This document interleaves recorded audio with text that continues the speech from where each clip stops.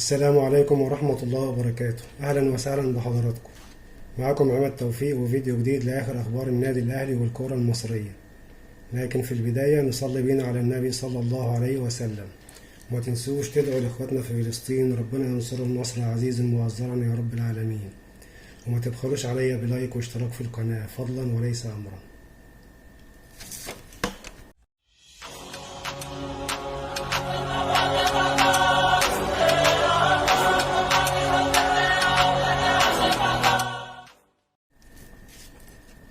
الأهلي يصرف مكافأة لسيد عبد الحفيظ بعد الفوز بكأس مصر رغم رحيله عن الفريق من بداية الموسم، وذلك بسبب تواجده في المراحل الأولى للكأس مع الفريق.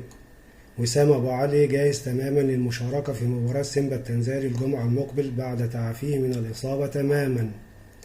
الاتحاد المصري يعترف بوجود أزمة مع رمضان صبحي بسبب المنشطات. منظمة المنشطات تعطي الاتحاد مهلة لأخذ عينة جديدة من اللاعب، وذلك بعد إتلاف العينة الأولى ووضع مياه فيها.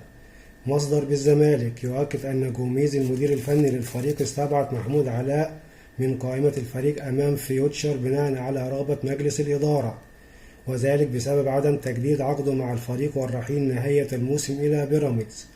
نادي سيمبا التنزاني يجدد الثقة في عبد الحق بن شيخة المدير الفني للفريق، وبن شيخة يحفز لاعبيه قبل مباراة العودة أمام الأهلي الجمعة المقبل، ويؤكد لهم أن الخسارة 1-0 نتيجة يسهل تعويضها بشرط الالتزام والثقة واستغلال الفرص المتاحة، وأنهم قد حققوها من قبل في دوري السوبر الأفريقي حين تعادل الفريقين في تنزانيا 2-2، واستطاع الفريق التعادل أيضا في القاهرة 1-1.